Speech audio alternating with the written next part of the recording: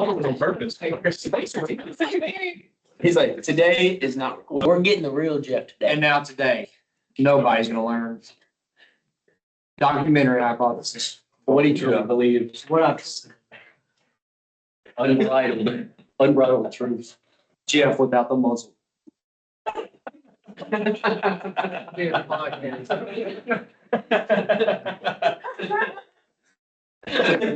should be a podcast. All right, so we're going to jump in. We have 30 slides to get through. Obviously, we probably won't. I hope you read your assigned readings.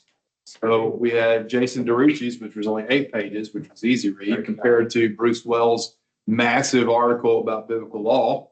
I found DeRucci's article to be very helpful for sort of internalizing how we approach law as Christians. I'm hoping we can get to that today. If we don't, we'll pick up on that after the break. After the break, we will begin looking at the tabernacle and then the golden calf narrative. And just understand, we're going to dig deep in that. We may spend more than a day on that text because I think we could probably spend 2.5 hours. We may do that. It's one of your research paper topics for those of you brave enough to do so. But today we're going to do biblical law. It's going to be an overview. We'll also look at some narrow things. It is going to push you, and that is the point. Bruce's article also pushed you, so none of this should come as a surprise because I'm using some of his work in here. So a couple of things automatically we already know, that there are, according to Jewish tradition, 613 laws in the 5 books of Moses. Bruce tells you, both in the article but also a little book that he wrote, that 60 of the 613 apply to daily living. And so then we have the laws are interwoven within the narrative material, which means, particularly with Exodus, which where we are, the 10 commandments and the laws that follow them, chapter 20, verses 21 through the end of 23, according to the book of Exodus, God wrote those with his own finger. And so then Moses writes them into the narrative. And so there is 2 compositions. There's the divine composition, and then there's the divinely inspired composition afterwards. We know this because God makes a point of this with Moses when he destroys the tables of stone in chapter 32. And then in chapter 34, he tells him, you get to go get the stones this time. I'm not going to go get them myself. You have to go find them, chisel them, bring them to me, and then I'll write them again with my finger, and we'll do those things. From there, we also know that there are 3 major law codes. We will explain each of these in due course. They are complementary of one another. They are not exhaustive, meaning Deuteronomy does not include everything in the other 2. And so because of those differences, you need all 3. You can't say one replaces the other. Some scholars will tell you that Deuteronomy replaces these 2. But then there will be other scholars who say, no, you must read all 3 in unison to get a collective whole understanding of law. And so those are just methodological approaches that people disagree with or agree with in various ways. All right, from there, we also then, this is where some terms we have to define. We have the word Torah, which is the Hebrew term for law. It can also mean instruction. It is a misnomer to call the first 5 books Torah, though that's what they call it in the Jewish tradition, because it's not all law. And so to associate the word Torah with law is erroneous on our part. It's more than law. It really is an explanation of who God is. So here's a couple of quotes from a couple of sources. The first one says, in modern societies, the term law means rules and norms that are typically enforced by the state. You'll see a quote in a little bit say similarly to that. We'll talk about this typical word here, typically enforced, particularly in the ancient Near East, particularly the Old Testament, where we see them enforcing said laws. That's something we have to consider. And then in the Old Testament, law has a broader meaning. So we have moral admonishments, commands with means of enforcement, commands where God is the enforcer, ceremonial instructions, and so forth, which we're going to cover all these in due course. I'm going quickly because we have a lot. So the Torah / law is related to the word covenant, and covenant in Hebrew is berith. They go hand in hand.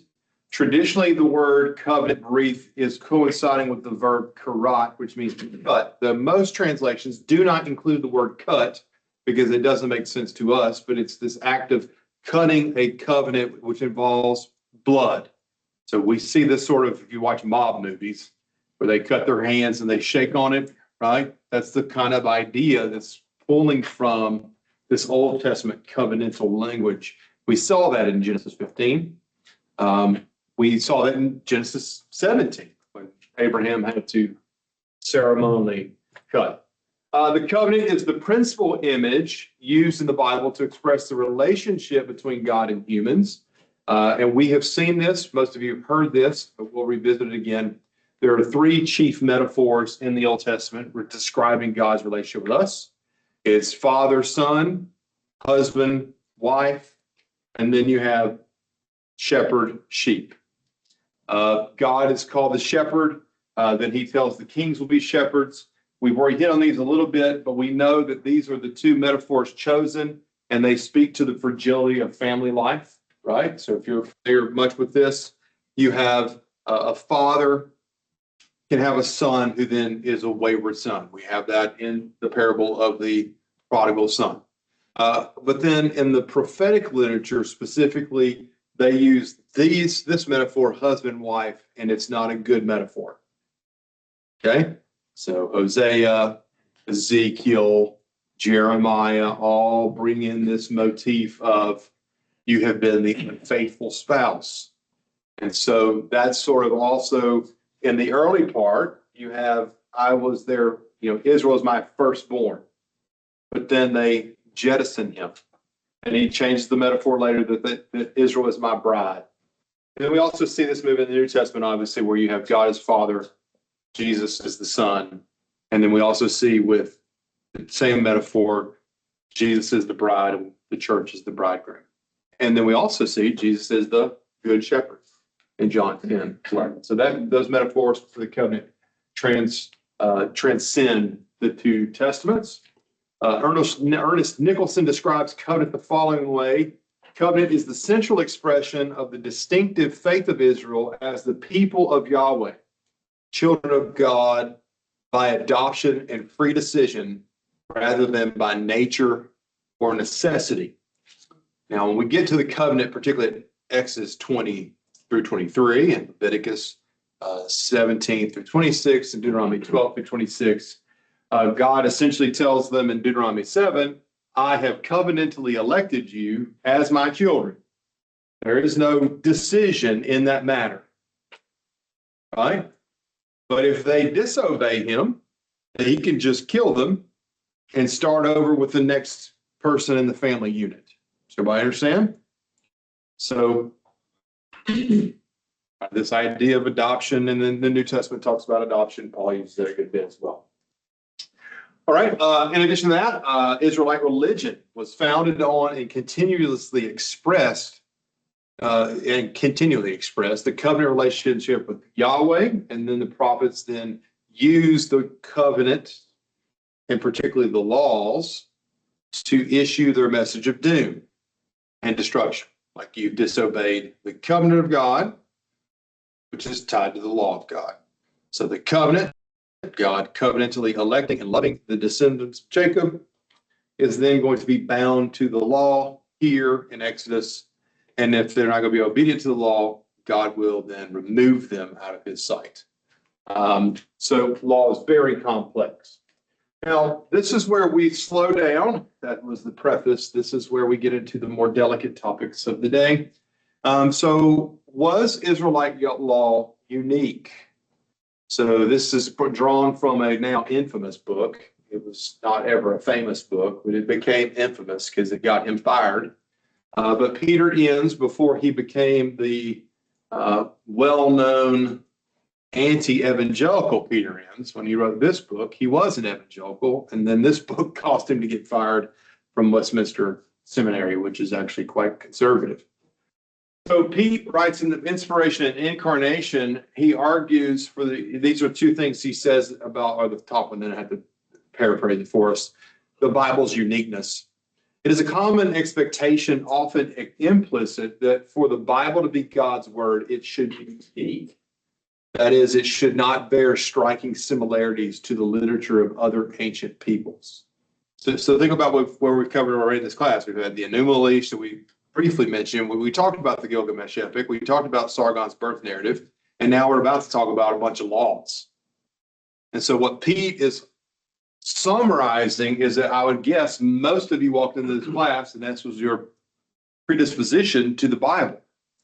So then I reworded this and I say, many Christians believe the Bible must be 100% unique to be God's word. It cannot share anything with any other ancient texts. Thus, the Bible should not share similarities to literature of other ancient peoples. I can tell you when I came to seminary in 1999, I would have affirmed that statement 100%. Yeah, I started seminary before you were born, Isaac. I know. It happens. I think you were not born yet. I was not. Yeah. You graduated before some of us. Potentially, yes. They're like, I'm offended, mate. Let me do the math. I only have 10 fingers and 10 toes. Let me do the math real quick. Hey, you got two kids. All right, so then the next section is then the Bible's integrity. So this is where it gets a little bit more interesting to discuss. There's a common expectation that the Bible be unified in its outlook, be free of diverse views. If we are being asked to trust it as God's word, does not God have just one opinion on things? So now I'm going to ask you to think through your other classes. So some of you are in biblical theology. I won't say raise your hands, but some of you are in biblical theology and you're reading on the theology of both Old Testament and how it bridges into the New Testament. I'm not asking you what your professor has taught you. I'm not asking you what he's taught you. I'm asking you what you've read. So I know what one New Testament book y'all read, and then your readings of the Old Testament. Has your presentation been that there are no diverse views?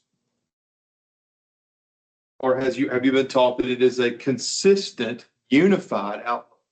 I think the biggest thing that we've gotten more from the unity and diversity of Scripture is there is very clear diversity, yet a unified theme and theology. Has he made you read parts of unity and diversity in the New Testament? Done? No. Well, he's had sections of it in Okay. slides. Because you made that quote, I was like, it sounds like he's made you read James He's used it a lot in his lectures. Yeah.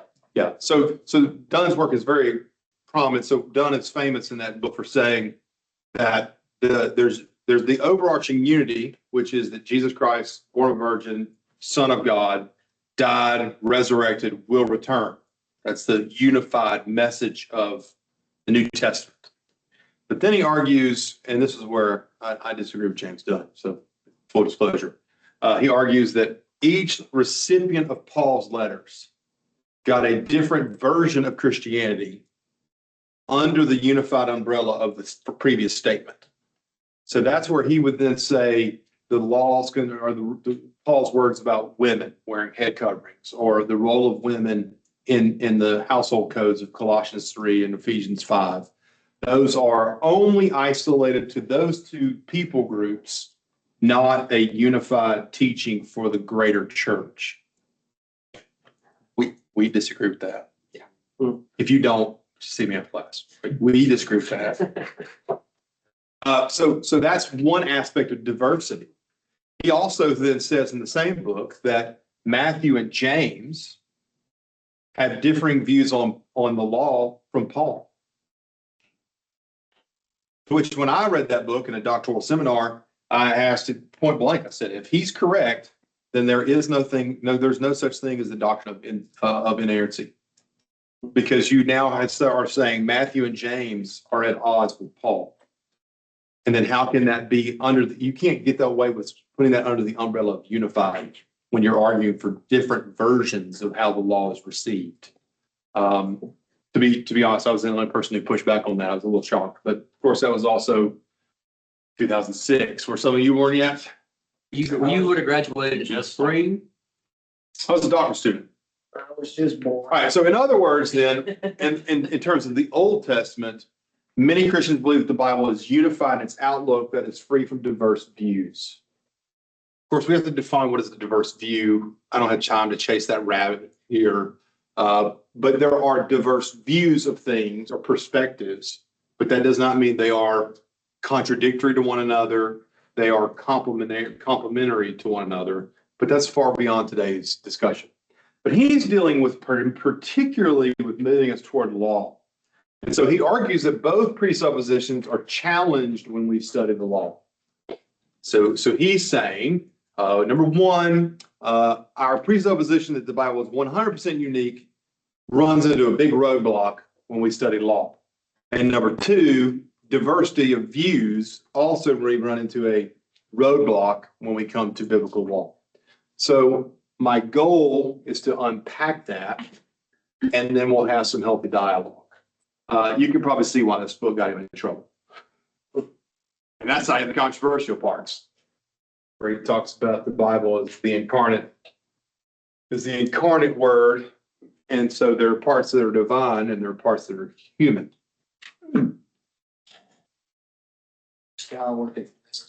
Westminster Theological Seminary. Keyword did. Did. He was terminated. Yeah. I remember I got to that part. I'm like, ooh, that's a little feel from what I would feel comfortable. Like, I have an actual question. Yeah. By his definition, he would, Some parts are not inspired. right. Let's put it in different terms. Yeah. And those parts that aren't inspired, would he claim that they have errors? He does now. He did not. So, Yeah. And he does now. That was a long time ago. And he's just sort of evolved to where I won't even require his works for y'all. yeah, kind of where my question's going is, if he's making that claim about the Bible, can't he make the same claim about Jesus Christ? Hence why he got fired. That's the point. we're trying to get at. He just had Matthew's understanding and inspiration. Oh, Here. We literally read this dude. This dude was in our he did biblical. suggested commentaries. Exe's commentary was written before this book. I can imagine. Because I read that. It's coming out. Like, oh, I'm gonna walk away from it. Whatever his name was, I was like, oh, here we go. Know that guy. Yeah, that was. Know that guy. Never mind this. Last year. Yeah. He's the one. He runs the Bible for Normal People, TikTok, Oh, wow. Instagram, and if you've seen those videos, you can see he's watching it evolve pretty quickly. You can watch on your own time. All right, so biblical law. The biblical law code shares some similarities with the other ancient Near Eastern codes. However, there are significant differences, and I think Bible that's is against gay marriage. Sorry, he's Googling Peter Enns and his, That was 2 days ago. stop. Biblical law. Bird. Right, and obviously one of the largest differences between ancient Near Eastern law and biblical law. Right, so this is a very well-known book written by Bruce Wells, who y'all read the article for, and his doctoral supervisor, who is dead, Raymond Westbrook. They make the following claim: meaningful historical study of biblical law is only possible thanks to the explosion of discoveries in the ancient Near East over the past 100 years. Legal documents in the tens of thousands have been recovered, setting the biblical records in context and placing them in an entirely different light. And so we read that and you're like, okay, that sounds all well and dandy. What do we do with that information? We're going to work through some of those biblical texts in just a bit. All right, from there, we then see that they say that the parallels between biblical and cuneiform laws, that's ancient Near Eastern forms, are the closest of any literary genre in the Bible has with an external source. So now they're saying flood narrative stories, creation narrative stories, birth, abandoned hero motif narrative stories, wisdom literature connections between laws of Proverbs in Egypt compared to the ones that are in our Bible, that they don't share near the similarities as ancient Near Eastern texts. So we'll talk about that. But this is sort of our controlling model. What do we do with this conversation? This comes out of Richard Averbeck's book. I did not provide the title for it, but that's right out of Richard Averbeck's book. Number one is the evolutionary model. So people group A, so the Assyrians, and people group B, Israel just so happened to have the same laws in their law codes, and they came to those essentially in their own independent way. Does that make sense? Which is not abnormal, right? Think about if you're writing a paper. You have your own thought about a paper, about a topic, and you come to a conclusion and you articulate it in such a way. And then you go and research and find out that Isaiah also believes the same thing and has articulated it in a very similar way. That's one example. Number two is that the literary dependence model is that the biblical law is 100% dependent on ancient Near Eastern law through copying and imitating, but also expanding. Does that make sense? So they take some laws from other texts and they copy them, and then they add also divinely inspired texts. Okay, so that should cause a little bit of a rub, since it says that God wrote them with his finger. That puts a tension in the text. The third model is called diffusion, and that's the intellectual tradition, oral or written portions. Okay. For example, 3 children, I tell them, thou shalt not murder. That is me verbally telling them that. As they get older, I could show them Exodus chapter 20, where it says, thou shalt not murder. Now, that's an oral example that has been passed down for generations until it was codified in a written form. We also know this potentially happened, but that also then sort of dissolves the textual integrity of Exodus, saying God wrote those with his finger. Is everybody tracking along?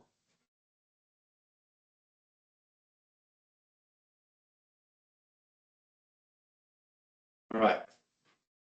So with this in mind, we're going to move, and says Israelite law is covenantal law, the basis for a relationship, and the major precepts provides instructions against idolatry. And what's the word after that? I know you can read it, but what does that word mean? Blending, mixing the multiple beliefs, religions, faith practice. Mardi Gras. It's preparing us for Lent, to prepare us for the 40 days to Easter. And all of our parades are tied around pagan deities for the most part. Yeah. And you live a debaucherous life for those 3 weeks. And then you go and get priests to put ashes on your forehead. And then you give up eating red meat for a month on Fridays. And you're good. Sorry, that was sarcasm. Amen.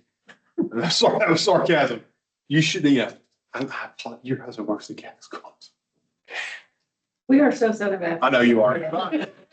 I've been known to make Catholic jokes that I forget sometimes. Sense of humor, I'm telling you. But basically, I love it. Yeah. At least we get fried fish on Fridays. I mean, that is the perk. Come on, Fried Fish Fridays. Yeah, but that's an example of syncretism, right?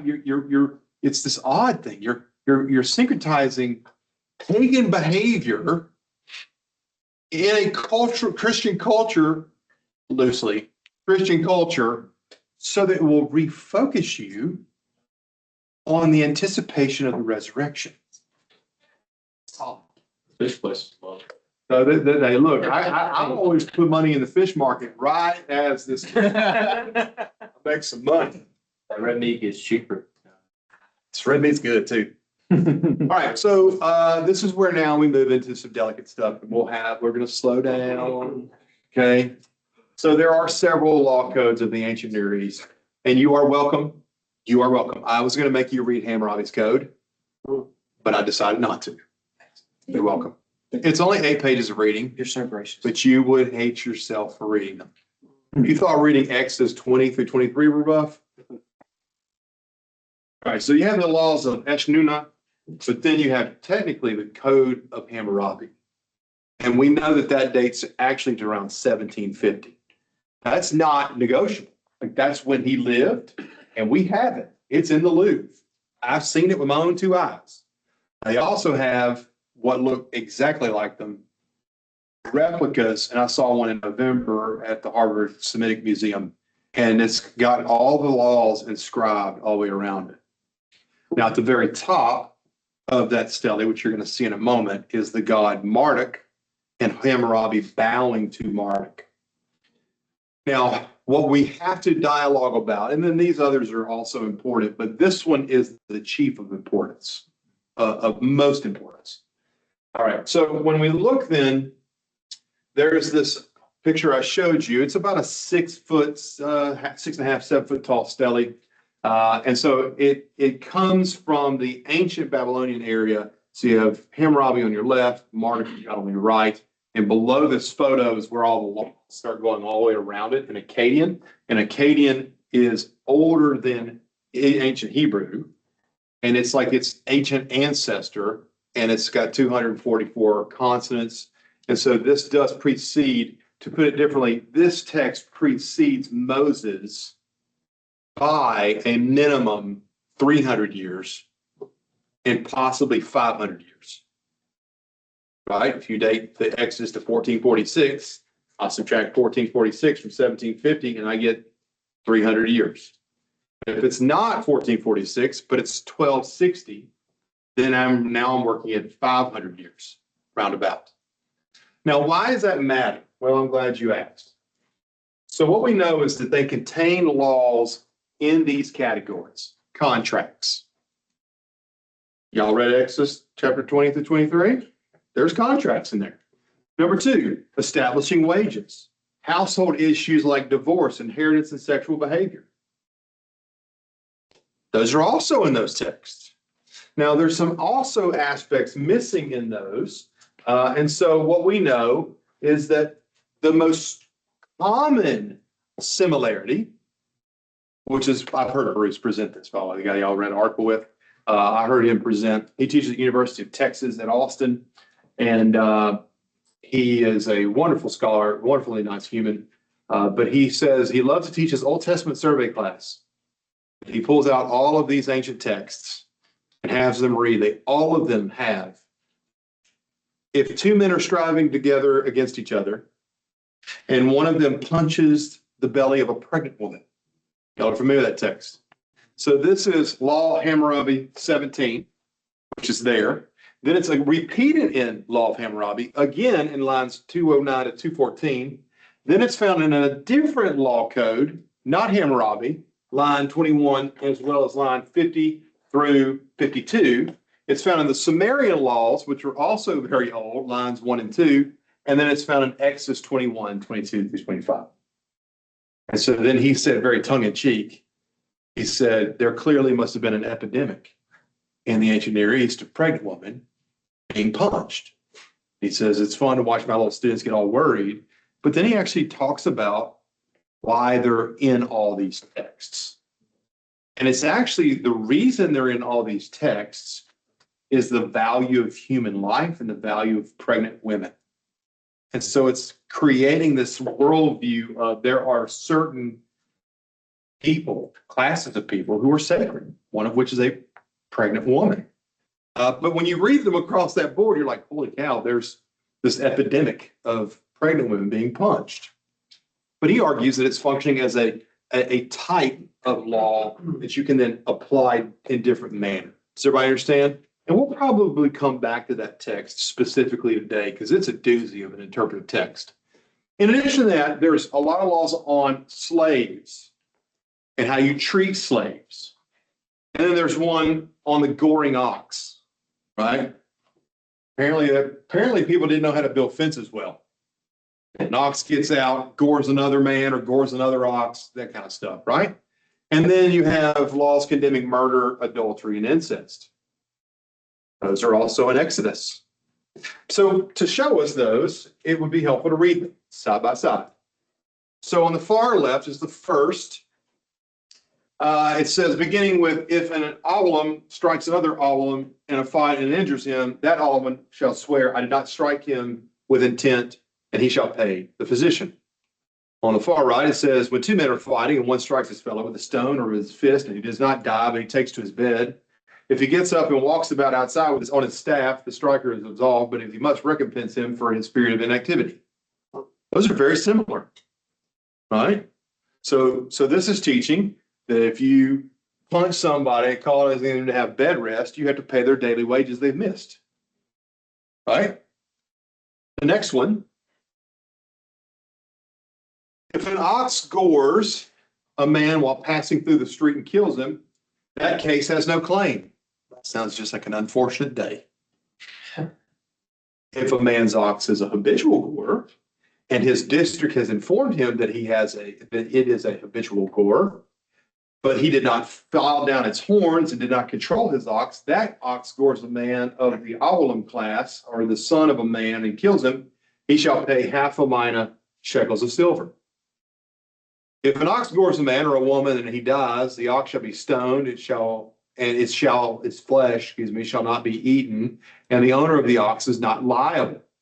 If an ox is a habitual gorer for previous experience and the owner has been warned, but he did not restrain it, and it kills a man or a woman, the ox shall be stoned, and its owner shall be put to death. If ransom is laid upon him, he shall pay the redemption price for his life according to whatever is laid upon him.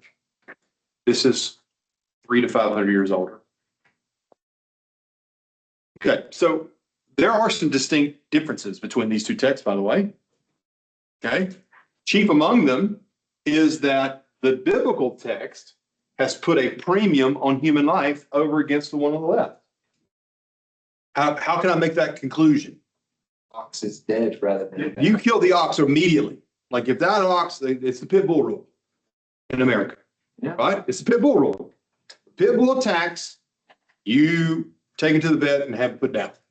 You do not wait until the pit bull attacks another person. What happens if they don't put that pit bull down and it attacks someone else? What happens? Then it's criminal negligence, and then the person, owner of said dog, basically everything on the right. Wow. So what we find then is that, and we'll come back to this. I don't know how the similarities exist. If it was diffusion model, or if it was like just oral try, or if they came to independent conditions. But this one on the far right teaches sanctity of life is far more important than over the left. Far more. Which is important, because that's going to be a common theme. Come through there. You have a question? Yes, so on the Moses one. Yep. It says if the ox gores a man or a woman, you put him to death. But then after it says if it's a habitual gore, so it's happened in the past. Then you get to kill the owners. But why wasn't the ox already dead if you're supposed to kill I it? think it's talking about, we'll get into that. That's a very good question, Nathan. I'm going to answer in a weird way. Sorry, Ms. Sharon, for making you think less of me in a moment. How many of you run red lights in New Orleans? That train's there, sorry. That's. Yeah. How many of you speed in New Orleans? What's the difference? I've gotten to 105 on that 610. You're being recorded.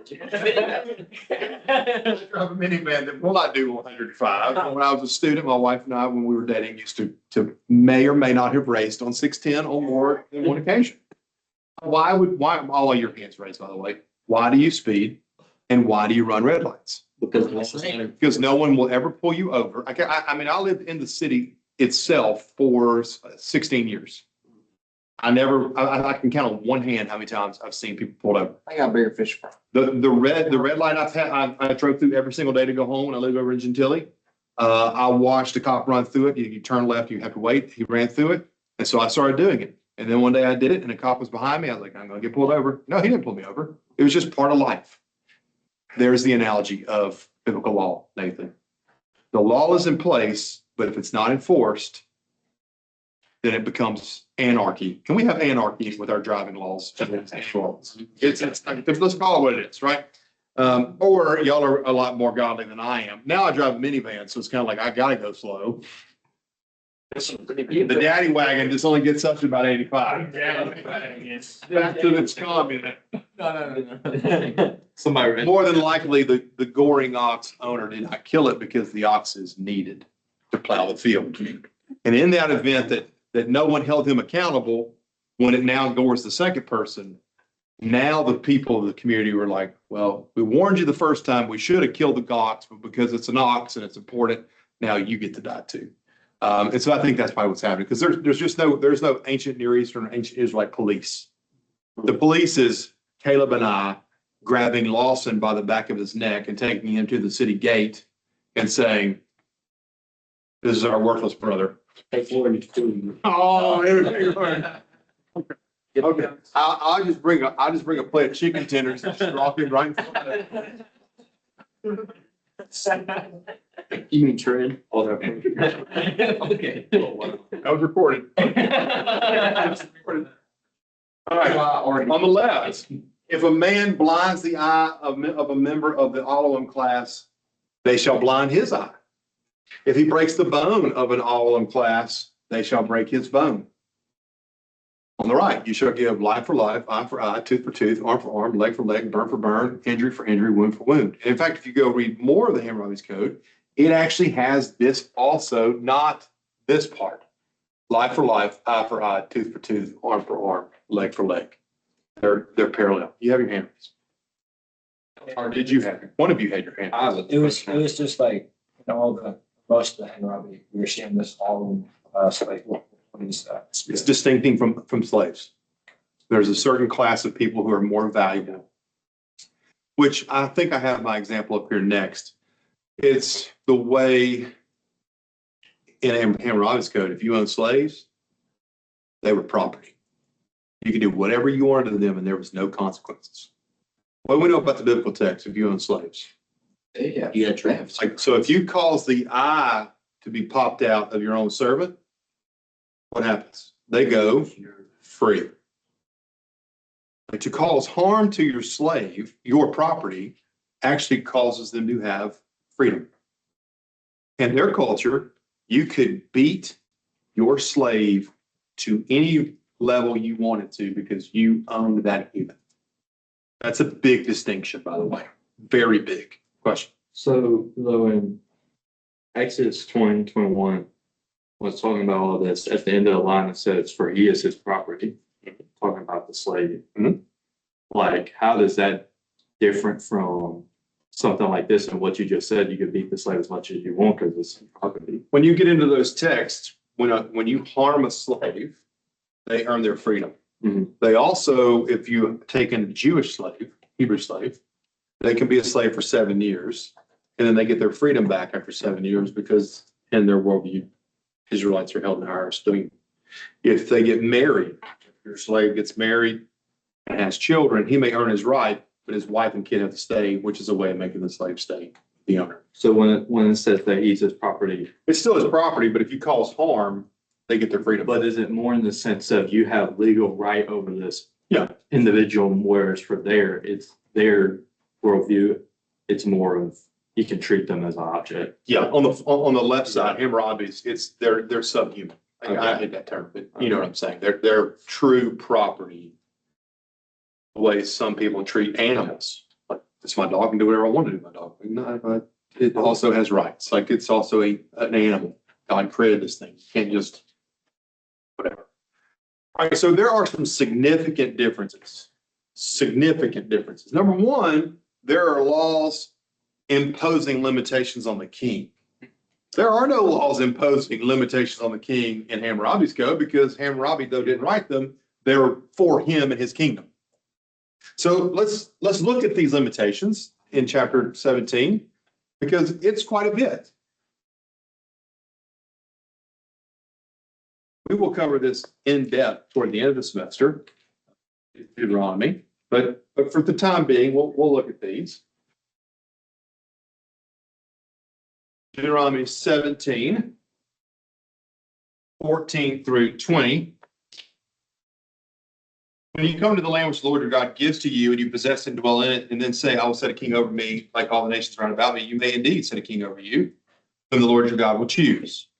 One from among your brethren you shall put as king over you. You may not put a foreigner over you who is not your brother. And these are the limitations. Only he must not multiply horses for himself or cause the people to return to Egypt in order to multiply horses, since the Lord has said to you, you shall never return that way again. And he shall not multiply wives for himself, lest his heart turn away, nor shall he greatly multiply for himself silver and gold. So those are limitations. I don't have time. We'll do this when we get to Deuteronomy. There's at least two humans that are in purview of this text. It's not just Solomon. Solomon learned it from somebody. Look at verse 18 and following. This is very different. And when he sits on the throne of his kingdom, the king shall write for himself in a book a copy of this law. That's where the word Deuteronomy comes from, Deuteronomos, second law, from which is in charge of the Levitical priests. So the king is to write a copy of the law, whether the law or the Torah, probably the law. He then gives it to the priests, which, by the way, is chapter 18, 1 through 8, which means now the king is what? Submitting himself under the authority of God's word, but not just the authority of God's word, under the authority of God's purveyors of God's word, the priesthood. Does everybody understand? There's a checks and balances. He goes on, and then it says, it shall be with him, and he shall read it all the days of his life, that he may learn to fear the Lord his God by keeping all the words of this law and these statutes and doing them, that his heart may not be lifted up above his brethren, so that he might not turn aside from the commandment, neither from the right hand or the left, so that he may continue long in his kingdom, he and his children in Israel. So it says he is to read it, meditate on it, give it to the priest hold him in check, and then he should never elevate himself above another human. That is the sin of David and Uriah. There are lots of sins in that chapter, but he elevated himself above his peon military servant when asked, who is that woman? That is the daughter of Eliab, the wife of Uriah. At that moment, he had a decision to make. Does the king abuse his authority and take the wife of another man under his liege? And the answer should have been no. Now, what we know also, this comment about, very strange one, but he is not determined to either to the right or the left. Only one other person is ever described as doing that, and that's the Josiah. After the law is found in 2 Kings 22, it says that he does not turn from the right or the left. And it is telling you, the reader, because it says he was godly like his father David, and only 3 of those. So there's 8 godly kings. 3 of them are said like David, Josiah, Hezekiah, and Asa. And one of them has an additional line to that, and it's he did not turn from the right or the left, which means the author of Kings is telling you Josiah is the ideal king of Deuteronomy 17. Question. That's because Josiah wrote Deuteronomy, so of course you would put that in there. That would also mean I had not thought of that, but he was a smart 18-year-old then. I mean, look, they're puffed up. And some of y'all are, yeah. I mean, it is inspired, so. what kind of? The year. Benjamin Meeker. Quoting Matthew Bradford. Simmer down. Right. So I've already pointed out biblical law values human life over property. So what's another example of biblical law prioritizing human life over property? Leave a tenth of your field. Leave a tenth of your field. So when you're out gleaning, you are to not glean the edges of your field. You are not to doubly glean, meaning go back through and glean again, so that the sojourner, the widow, and the orphan has food to eat. We see that principle in Ruth, right? In chapter 2, he says, who is that young maiden walking in the field? That's Ruth the Moabitess. That's the daughter-in-law of Naomi. Her husband died. What does he say? Hey, drop extra in the field. Help her gather more food. And then he goes and tells her, hey, be sure to stay in my field. Don't go to the other fields, for they will violate you sexually, which is the third point on the board. Question, Lawson? I can already see you smirking. Whoa. you made this, what's the law about letting the edges of field for who is that for? The Widow, the orphan, and the stranger. Sojourner. the sojourners, what I want to be specific on, in light of those passages, how does that influence our view on immigration policy? That's a great question for the religion and politics HOI class. Well, I'm asking you. What do you think? I use just an Old Testament scholar. I don't mind answering your question outside of class. And it's not because it's being recorded, it's because I don't want to chase a rabbit. Okay. It has nothing to do. I call it openly critical thinking. So if you had critical thinking, we covered that exhaustively. But I just, we don't have time for that. All right. I do want us to think about something else. So what about cities of refuge? What are our cities of refuge? Turn to Deuteronomy 19, you're already there. When the Lord your God cuts off the nations whose land of the Lord your God gives to you, and you dispossess them and dwell in the cities of their houses, you shall set apart 3 cities for you in the land which the Lord your God gives you to possess. You shall prepare roads and divide into 3 parts the areas of the land which the Lord your God gives you to possess, so that any manslayer can flee to them. Okay. Do any of you know people who have committed, not committed? So my nephew, he's y'all's age. He's 20 years old. He was driving down the road in Shreveport and Bossier down the airline highway, and someone who was high and on alcohol at 3:30 in the afternoon ran the red light. And Carter was driving 35, 45 miles per hour, observing the speed limit, observing the green light. And as that car ran the red light, he hit them T-boning, and he killed that woman in that car. Now, Carter has to walk through the rest of his life seeing that dead woman in that car. It's not been easy with Carter. Carter's like, it's almost kind of like a kid for me. Okay? Very close to Carter. Love him deeply. It sent him in a spiral because he saw her die in the car at age 17 years old. The family tried to sue Carter, and there were dash cams showing he was legally driving the speed limit on a green light. Her top screen came back high and drunk, but he still carries the guilt that he killed her, though there was nothing he could do. In the ancient Near East, the previous slide said if that happens, they would kill Carter. The Bible, however, just says you set aside 3 cities in the event that event happens. And Carter will then go live in one of those 3 cities of refuge. However, the family of that deceased woman can come and live outside the city gates. And if Carter ever left those city gates, they could avenge the blood of their dead. That is a very specific, it sounds odd, it's placing a higher view of the sanctity of life of the Israelites over and against these other cultures. It was an accidental death. Carter did nothing wrong legally, morally, but in ancient culture, it would have cost him his life. In Israel, they would have moved him to the city of refuge, and he would have lived a life as normal as you can, as anyone can, knowing that they, though not responsible for that horrible death, right? That's another example. Then we also have examples of a higher value on women. Now, to be very clear,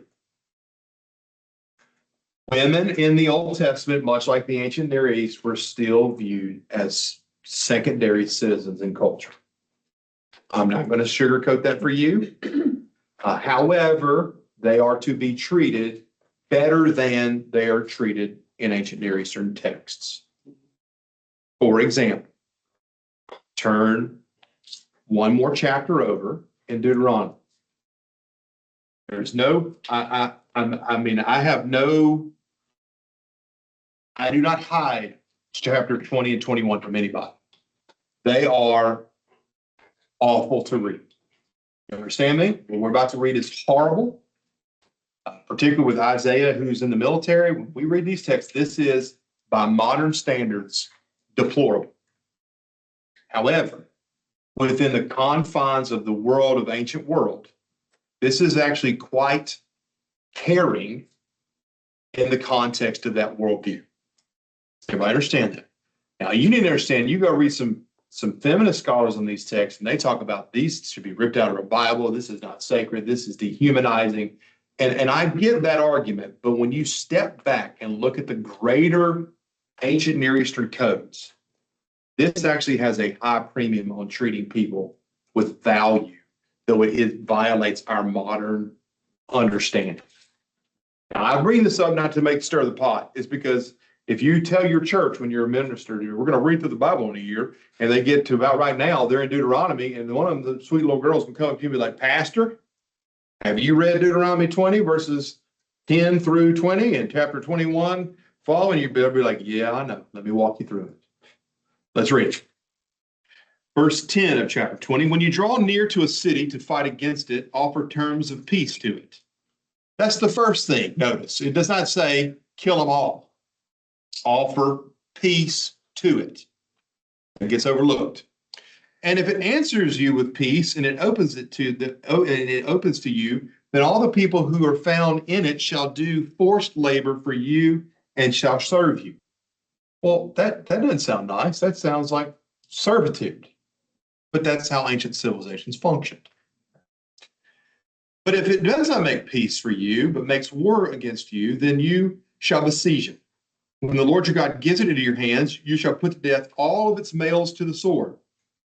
But the women and the children, the cattle and everything else in the city, and all of its spoil, you shall take as booty for yourself, military spoil as yourself. You shall enjoy the spoil of your enemies, which the Lord your God has given you. Thus you shall do so to all the cities which are very far from you, which are not cities of the nations here. That's why the Gibeonites deceived them in chapter 10 of Joshua, because they didn't want this thing to happen to them.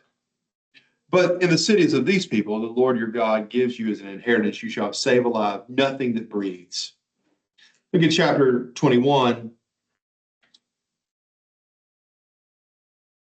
beginning of verse 10. When you go to war against your enemies, the Lord your God gives them into your hands, and you take them captive, and you see among the captives a beautiful woman, and you have desire for her, and would take her for yourself as a wife. You shall bring her into your home, to your home. She shall shave her head and pare her nails. She shall put off her captive's garb, and shall remain in your house, and bewail her father and her mother for a full month. After that, you may go into her and be her husband, and she shall be your wife. That's pretty hard. That's by our standards. That's bad.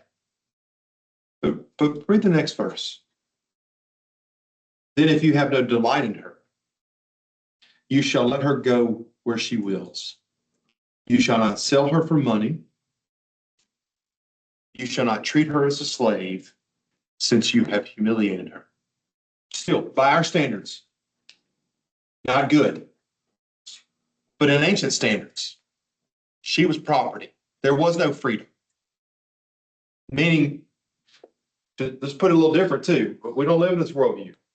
When a woman loses her mother or father, look at Ruth, what she does. She begs Naomi to go with her because she has nothing.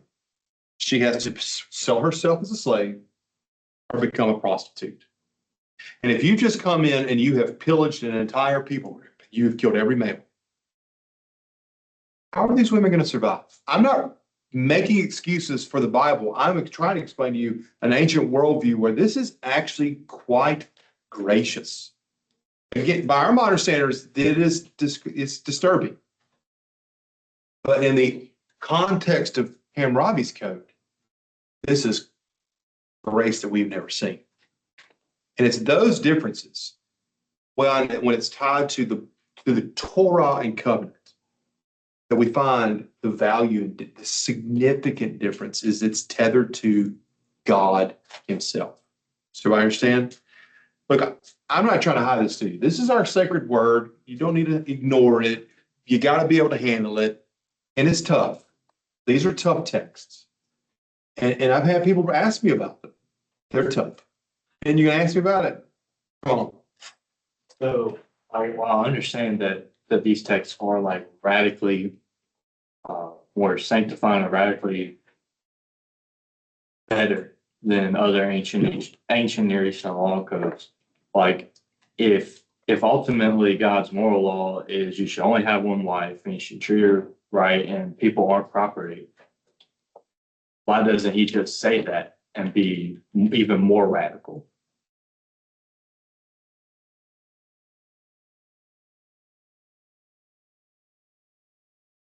Chapter 21, verse 15. We'll read that one. If a man has two wives, the one loved and the other disliked, they have borne him children, both the loved and the disliked, and the firstborn son is hers that he has disliked.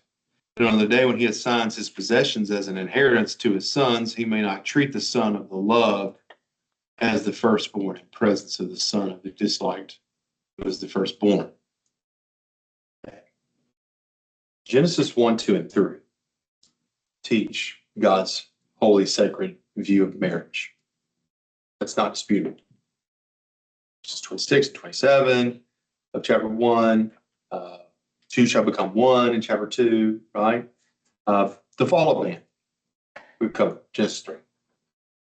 I've already argued that it introduces sexual sin. Whatever that was, it introduces and it spawns. Verse 15 could have said, you should only have one wife. But it speaks to the brokenness of humanity and says, if you have two wives, does that make sense? So it's not a way of answering your question, but I do think that you have to understand, to use Paul, Romans 5, 1 through 10, from Adam to Moses, sin ran unchecked. What it says. Maybe not the right. That's probably not how the ESV translates it, but it says sin ran afield or affront, right? The law then begins to narrow what it means to be a follower of God. And so I don't think that the law is functioning as checking off every rule under every circumstance. In fact, that's how they get the Mishnah and the Talmud, right? They're trying to extrapolate. The Talmud is my question. That they try to extrapolate, what does this law mean and what is its implications? Yeah, that's a good question. I Matthew, Dylan, go first. So to go off what Ben said, Hear that? and then how you answer like, so you would say 15 speaking to, it's not necessarily saying that, it's not necessarily. It's not affirming polemic. Yeah, it's not saying that it's that's necessarily okay. It's addressing a It's worldview. addressing, saying like, hey, y'all are doing this anyways. Yes, it is not. There's nowhere in the scriptures endorsing polygamy. It's taking a cultural norm and putting confines to it. That makes sense? Because Genesis 1 and 2 pretty clear about. I really like the way that Kaminsky and his article argued heteronormative. That's just a really good phrase. The heteronormative is one man, one woman together having children. The fall introduces sexual sin and explodes. And so then these laws are then reigning in chaos. Yeah. So would that like, could one argue that the fact that it's addressing like, hey, you're already doing this, like, would that honestly show a little bit more mercy than just like? No, I think it shows mercy. And if you go do mission work, I mean, you know, you do mission work and others do as well. But if you go to like Uganda, like where I've been two summers, you're dealing with pastors that go to seminary that I'm training in. I'm teaching these men in the room. Some of them have multiple wives. And they will tell you, like they will argue with you until they are angry. Red in the face. Red in the face. But they will say, nowhere in the Bible does it outlaw polygamy. And I can say, well, Genesis 1 and 2, the ideal portrait of marriage is one man, one woman, two coming together. But then their response is, nowhere does God condemn polygamy. Like I'll never forget the first time they argued with me in class and I left it and went straight to the dean's office who's an IB missionary, and I'm like, dude, I walked into a buzzsaw today, and I don't know why they're arguing with me about polygamy. And then he says, because some of those men have multiple wives, Jeff, and you teaching them something that we've been trying to instill in them, that polygamy is sinful, but in their culture. And I was like, well, they keep arguing that there's no biblical text saying it's not a sin, even though I'm pointing them back to Genesis 1 and 2. And they're like, we argue with them all the time. And so it's one of those, it's odd. I mean, I still remember that was an interesting, was not ready. I did not know I was in the Utah of Africa. You know what I mean? I just didn't know.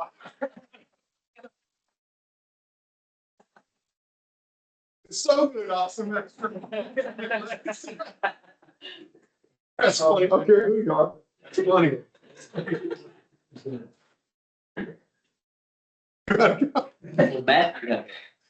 Sorry, I got sidetracked. That came out. I thought it. I should have stayed in there. I know me and you talked about this before. When you look at it, there's obviously going to be more women in each civilization because there's more. Yeah. Because you're not killing them whenever you take them, whenever you pull up village of city and stuff. And if they don't have, this isn't me trying to like cover for this. It's, I believe me and you have like talked about this before after an Old Testament class. Yeah. Like this is just a way of God actually protecting these women and telling, like, because they didn't have rights. There was nothing there. Yeah, I think it is a way of God commanding his covenant people to protect the most marginalized after war. Yeah.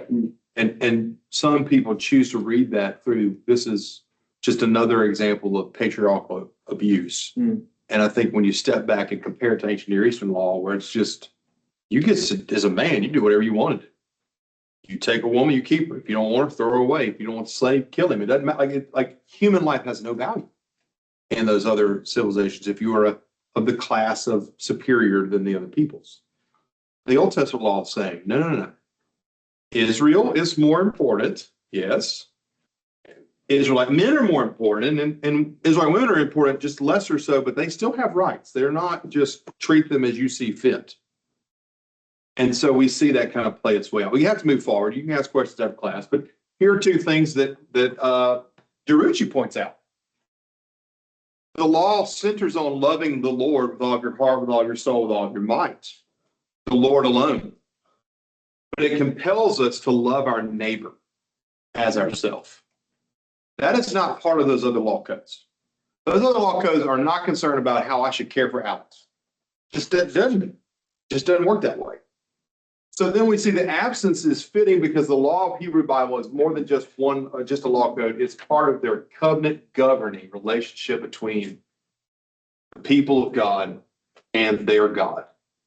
And so that's key. And that's where I think DeRucci's article really helps because he's tracing that out, how Christ is ultimately the fulfillment of the law, but we live in and through that fulfillment. And his article, his comment about the Sabbath was really good. There's a whole article on that Sabbath component, which I didn't get into. All right, so real quickly then, and then I want to go to the 10 Commandments for a few minutes, and then we got to get out of here. The law is the order of justice and right to which individuals and groups, and there's the key word, should conform. And so now you see why Israel doesn't keep the law. They just don't. Okay? So what ends up happening is then you get that God's going to give them the law code for the sacrifices. And they just start doing sacrifices to appease God out of just kind of like the old teenage adage, I'll just ask for forgiveness later. I was guilty of that. I'm sure some of you went, so apparently y'all did the same thing. Some of you more holy than myself, but I did it.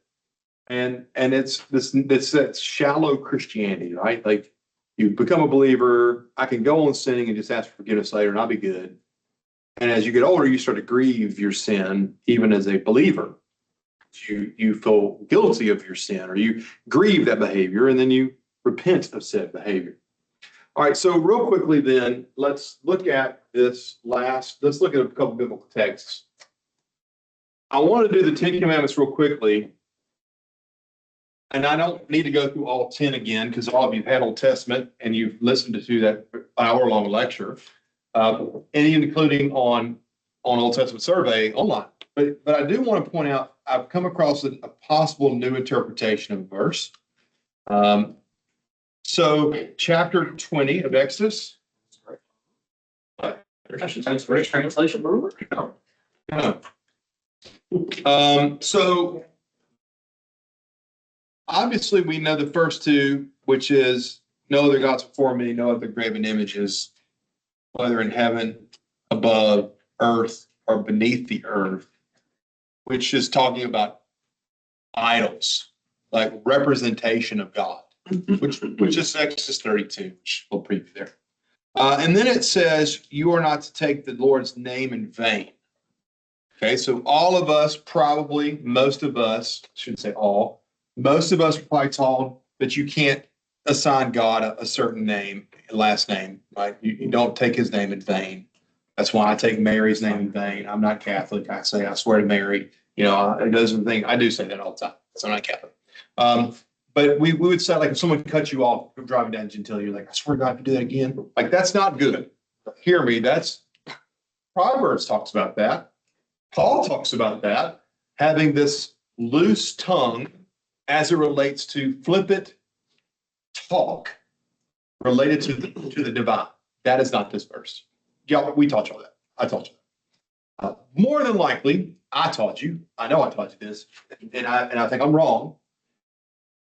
I taught you more than likely it means you do not have the authority to speak on God's behalf, because that is then taking the Lord's name in vain. As Jim Shattuck used to say, if you say, thus saith the Lord better have said it. Carmen Imes, who is a wonderful Exodus scholar who teaches at Biola, she wrote her dissertation and then a follow-up book on this. She got it from her doctoral supervisor, Dan Block. Jason DeRucci, in a piece that he wrote on the Ten Commandments, mentions this in 2 sentences. She turned it into a 220-page dissertation, and I believe she's correct. The word, when we look here, do not take the name of the Lord in vain. The verb take does mean take. It can also carry the connotation of bear the name of the Lord in vain. And that carries graver consequences for everybody than simply taking an oath in his name. Meaning, as you live out your life claiming to be a Yahwist, you better live it in such a manner that it is not shaming his name in vain. And she goes through the whole book is multi-layered. She works you through all the biblical texts, how these texts function. But if you'll notice, it actually parallels verse 16. You shall not bear false witness against another person. Those are parallel. Remember, the first 4 commandments are vertical between God and humanity. The next 6 are man to man. So it makes sense. You are not to bear the name of the Lord in vain, and that you better not also bear someone's name in vain, slandering them. And so I think I want you to hear that. I think Carmen's right. I didn't come across that interpretation until within the last year or so, and I've told most of you a long time ago. I think it's a corrective. I talked to a buddy of mine that teaches in Australia. He's the one who actually brought it to my attention, and he thinks, he's like, Jeff, that revolutionizes the 10 Commandments in my view. And then as I began to read Block a little bit and DeRucci for last semester, I saw little 1-2 sentences on it, and I was like, she got that from her supervisor. I think that's a better understanding. Again, hear me say, don't take the Lord's name flippantly. That's salsa sin, but I don't think that's what this text is about. All right, so real quickly while we have time, I don't have time to go through all the 10 Commandments. You can read on that. I've already given amazing lectures on that elsewhere. Chapter 21. It was a joke. You saw my face. Verse 22. This is a doozy of a text. All right, it's a doozy. You can go read the commentaries. In my doctoral seminar, I had 10 students. Each student had a different commentary. They all had to translate this verse. They all had to read the commentary on those verses, and the commentaries were all over the board. We're going to go slowly because it does have theological implications. When 2 men strive together and hurt a woman with child, so that there is and then the word there is only used there in the Hebrew Bible. Great. Like that doesn't help us at all.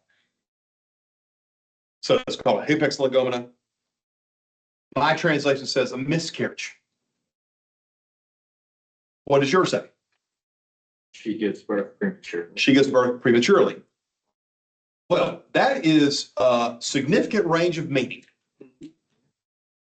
Miscarriage means the child dies and comes forth soon. The text it sort of indicates the reason they're translating it premature birth or miscarriage. The text, the word essentially, we believe, argues the baby comes out quickly. Like that's what happens. Like there's an immediate birth. Okay, work with me. Not knowing what that word means. And yet no harm follows. What? Like mine says miscarriage. What is the no harm follows?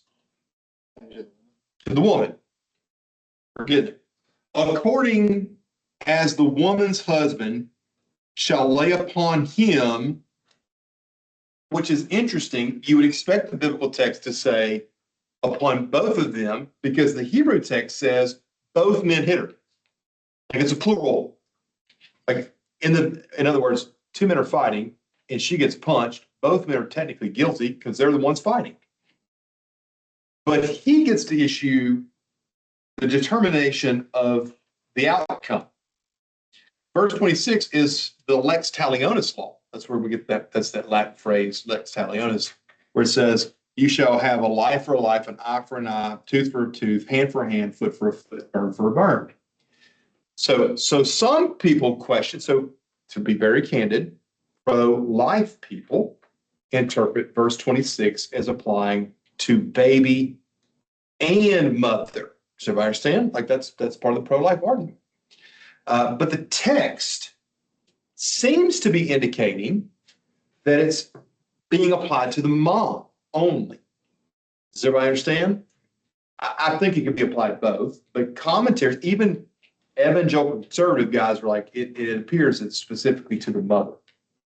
In other words, two people are fighting, pregnant woman gets punched, whatever that translation is, miscarriage or premature birth. If the wife becomes harmed, the husband gets to determine what the punishment is. If the wife dies, so does the puncher. If whatever the outcome.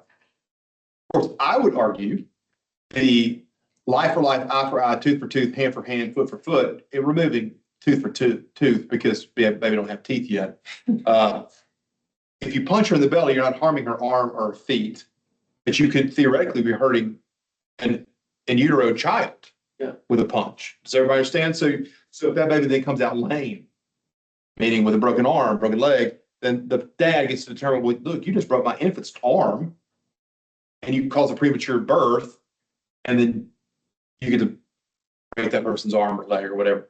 It's an interesting text. I mean, it's a strange text, to be very fair, but it's the one that's sort of the standard across all the different law codes, which is showing, I think, there is an inherent morality from the created order of God that matriculated through all cultures, and the sin of man, the fall of the flood, those things, we see these laws in other cultures, but there is inherently within all civilizations the DNA of who God is and what he expects by his creation.